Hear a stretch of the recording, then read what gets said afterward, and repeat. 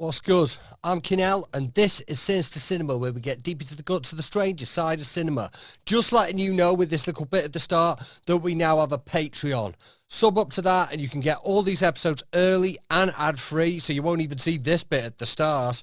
You get them a few days before the main episodes drop out. We've got some great guests coming up. We've got some studio episodes. We've got some Zoom episodes with some fantastic rappers talking about the films they love and the films that influenced them. We got a lot going on there. Plus, you get some bonus content like film reviews, all that kind of thing. I don't need to explain this to you. You know what a Patreon is.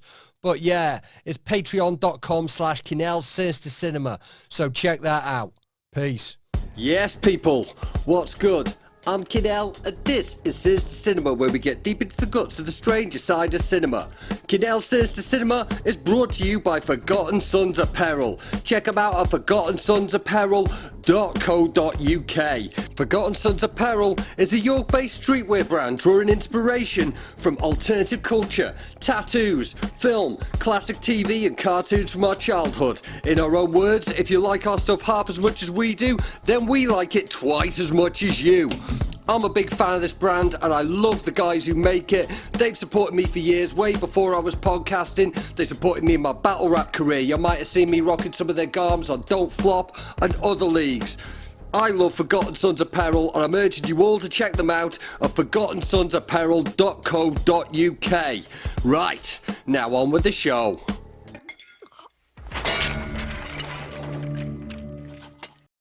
Hey, yes, KSC podcast, Kinell Sinister Cinema once again. It's Kinell and I am here with a Bowskdawg, baby. Bowskdawg, baby. Yes, fucking hell. We just landed, we missed the shorts, obviously we've had a couple of drinks. Definitely the hardest here, obviously the best rappers, but that's the same. That's the same wherever we are. Biggest dicks, dare I say it? Biggest dicks here by a long shot,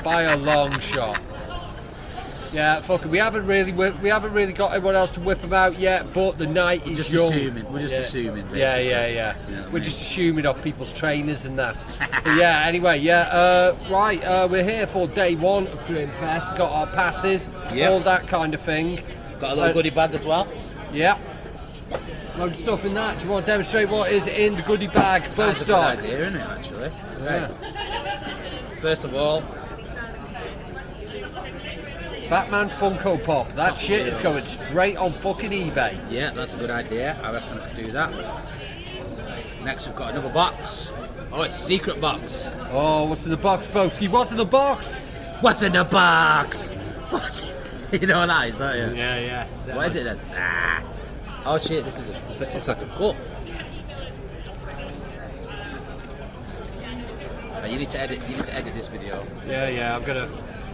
Nice. I'm gonna edit it. Nice. I'm gonna edit it for the. Oh, it's a Jurassic Park mug. Now there's 3 mugs in the picture. Straight on eBay, baby. Yeah. It's an original Jurassic Park from the original park. Yeah, man. No, that shit Jurassic World stuff. Although they did serve margaritas there, which I was quite into as a thing. Oh wow, got a t-shirt. Right, well I'm definitely putting this on eBay because you know it ain't going to be 4XL for Bowskdawg, you know what I mean? Yeah, what is it? What we got going on there? Godzilla vs Kong. Ironic.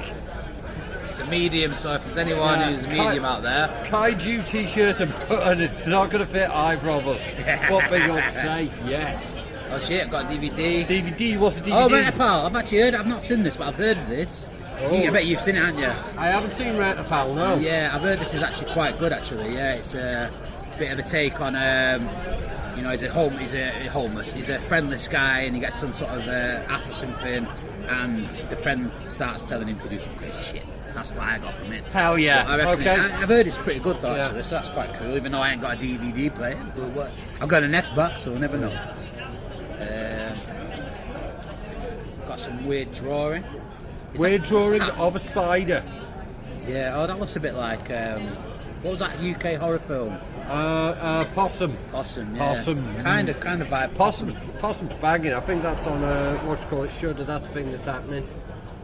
Grimmfest, there's the manual. There's the guide. We're going to check that out. Manual. Obviously, we missed 100% of the stuff that's been shown so far, but all that's been shown is the shorts blog. Well, big of all the short I've not heard of this one, but this is what me and Kinell do when we battle. We collect souls, innit? We collect souls. Your soul You can't is see getting that, but collected. That's a soul collector. That's a soul Yeah, collector. Soul Collector DVD. There's the alcoholic drink Kinell was We've got- raving about. He said, Bowski, you've got to come, you're going to get a drink out of it. We got some booze. It's passion fruit martini, so Passion fruit that's martini. more Kinell's thing than mine, but you know, Sinister Cinema, we're open to any sort of drinks. Yeah. And then apart from that, it looks like I've got some flyers, What we promoting? Bowskdawg? the Muse. What out of this? 20% off food and drinks in our Vega bar. Oh, the casino. Okay. There's a casino here, 235, and apparently we get 20% off drinks and food at the casino, which means Whilst we're a getting £40 robbed, steak will be losing about at £30. blackjack, losing at roulette, losing at life. Some more Kinell shit, poems and that. Yeah. And We'll be checking them for multis later.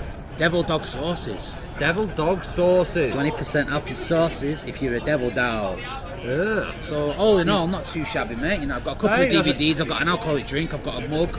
Yeah. I've got a T-shirt that won't even fit one of my arms. But I might be able to sell some of this shit. So not a bad start. Fucking Grimmfest, right. 2020. What you call it? We're having a quick pint. We just found out it's 20% off pints here around the corner. Yeah, So you may find it. So if you come round here, we'll let you borrow the pass so you can buy us a drink. Exactly. Yeah.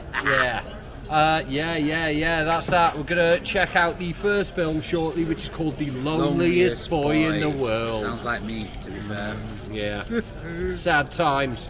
But this footage will be uploaded raw to the Patreon. But you Off a phone. It's off a phone, damn it. off the phone. I ain't got no fucking camera. I ain't got no HDR. I ain't got none of that, man. He's got his pretty face and a fucking phone, and that's all you get. Damn right. It's a found footage Yeah, man. type of thing. That's it. We're embracing that genre. But yeah. You might be seeing an edited version of this online, but till then, KSC safe. Hey yo, Kinell and Bowski getting smoky. Yes, you know it. We know it. We saw the first film, The Loneliest Boy in the World, Bowski. And no, What it do you wasn't. reckon? It wasn't a biography of Kinell, by the way, just in case you're wondering.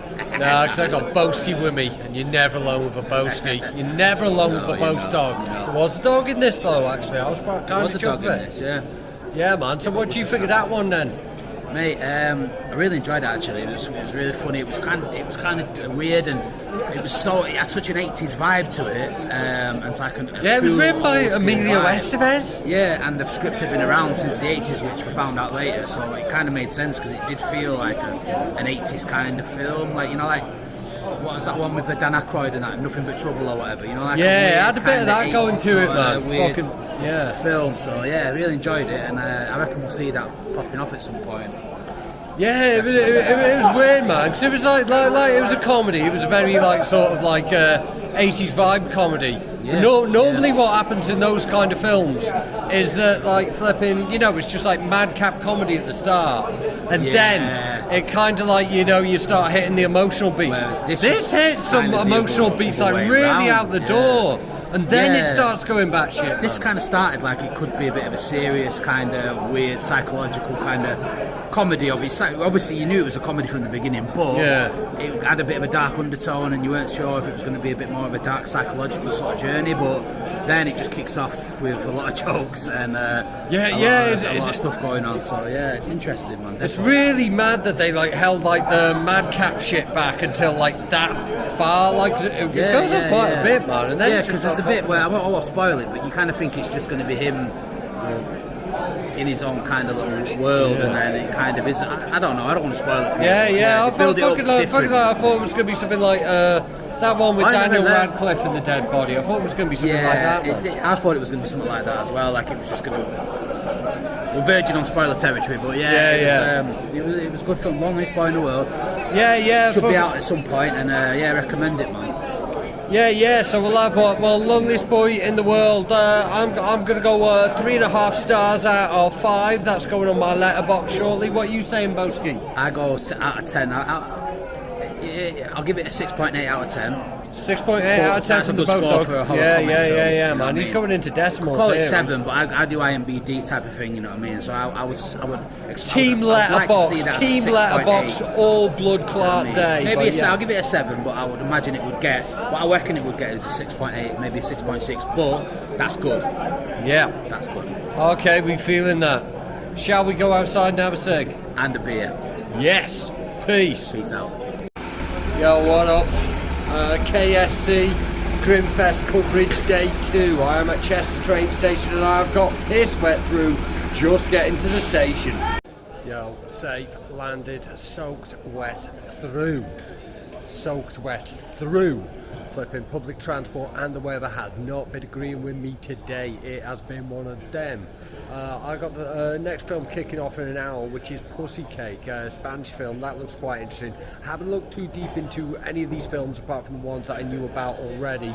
I'm trying to get surprised out here. I'm trying to see something I haven't seen before. I'm trying to get caught off guard. And already have been caught off guard by the fucking weather.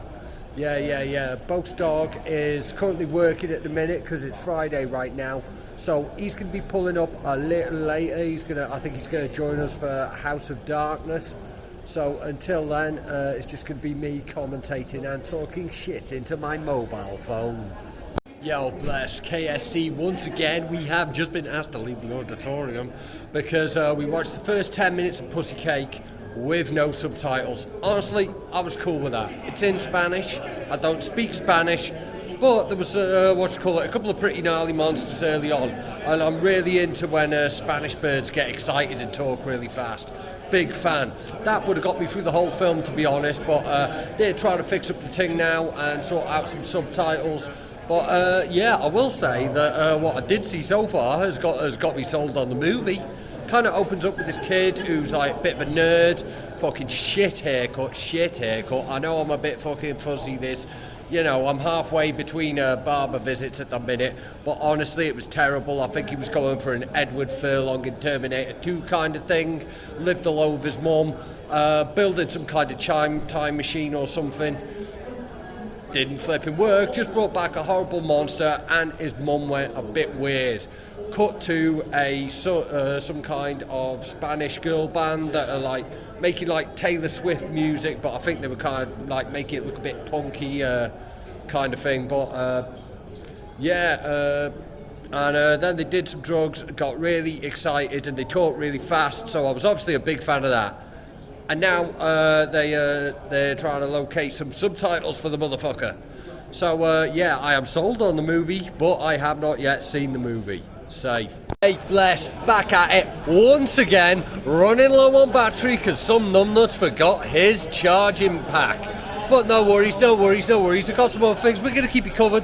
Bowskdawg has arrived. Yep. Yes. I've just come out of Final Cut, which is the French kind of reboot of Juan Cut of the Dead, which we're all familiar with, and it was pretty good, man. But ultimately, like, I think everyone who attends horror film festivals has already seen One Cut of the Dead. That's always already happened. But that's cool. Nonetheless, no worries. It's still a pretty fucking entertaining film, even if it does end with the fucking Fratelli's tune off the darts. Safe. Anyway, we're about to check House of Blood Clot Darkness. House of Darkness. Yes. Justin Long, Kate Bosworth I just read, so... Oh, Bowski's done some research. Safe. Yo, once again, in the Odeon Great Northern with the big Bowskdawg. Yeah, flipping, my phone is definitely going to flip and die. Hopefully they got charged on the train so I can actually show my ticket. But Bowskdawg's got his phone, so you will be informed of all the good shit. Exactly. During this Grimmfest. Eyebrows raised. Yeah.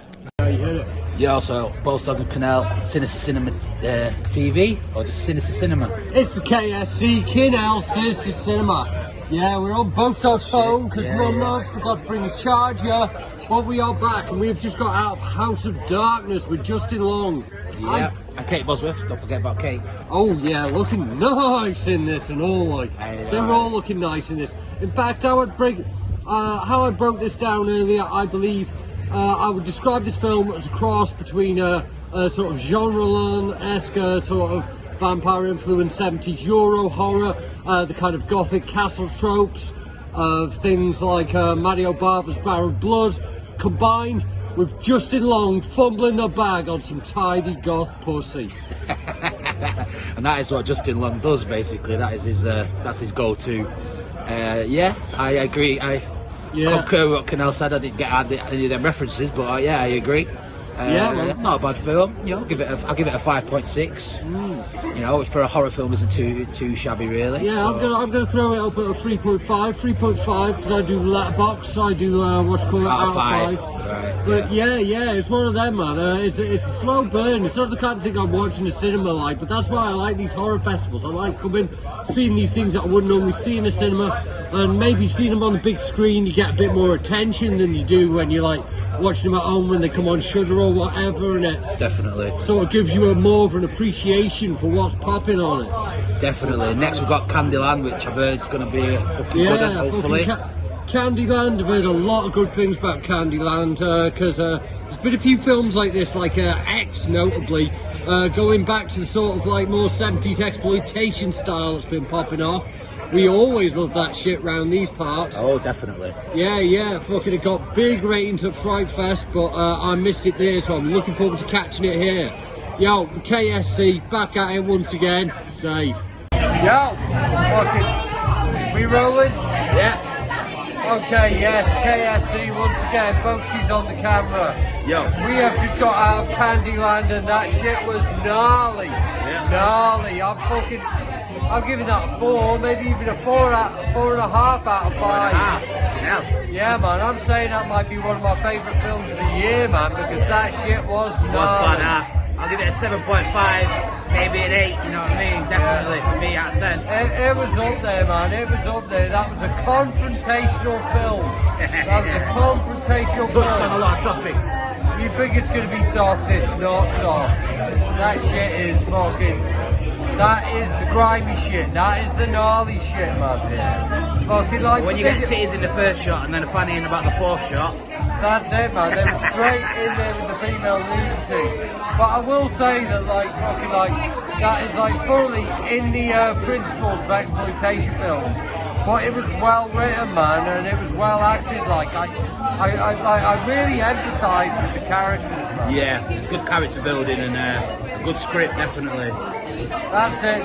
These weren't just disposable characters, man. Like, fucking, like, every time one of the characters went, I was hurt, man. I was hurt.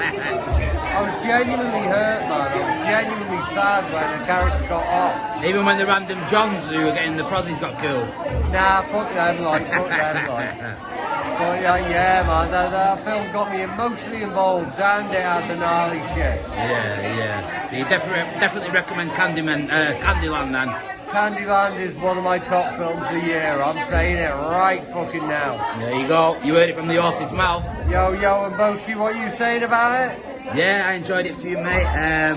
Good cast. The birds were fucking beautiful. The acting was great, and had a Baldwin brother in there as well. So you know, I don't know which one it was. I think it might have been Stephen or William. Was it William? Yeah. William Baldwin, yeah. And he was pretty good in it. So yeah, I mean, he was a bender in it. But I mean, homosexual. We'll get cancelled.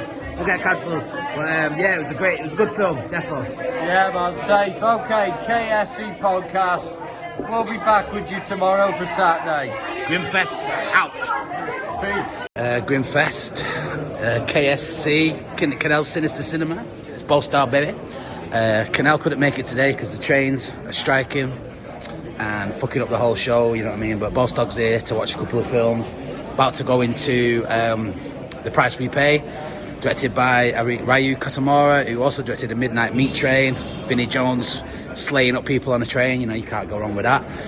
This one's starring Stephen Dorff and Emil Hirsch, and looking forward to it. It's going to be one of them where criminals end up in a bad spot, a bit similar to a couple of others that we've watched, you know, like that Dusk Till Dawn sort of vein where the criminals end up fucking not being the bad men in the film, innit, you know what I mean? So I'm looking forward to that. I'm also going to catch Cult Hero. I'll check back in shortly. Yo, Bowskdawg, baby. Alright, here we are at Grimmfest. It's Bowski, Kinell. Like I said previous, couldn't make it due to the city trade strike at the moment. So, get a couple of videos. So today I've watched, just watched Cult Hero. I think it was a Canadian like comedy horror. Main character, and it was kind of like a Jack Black type of character, really funny. It's really fast paced. It was like a cool sort of horror. Really enjoyed it. Kinell needs to be here really for a bit more of a technical outline of the film, but really good. Before that, we watched The Price You Pay, Stephen Dorff and Emile Hirsch. Really good, really fast paced. The crime sort of turns into a horror sort of thriller. Really good kills. The last kill was hilarious. Yeah, I really enjoyed that. But plenty of gore and plenty of fun. So yeah, about to watch Malibu Girls, final one of the day. Yeah, peace out.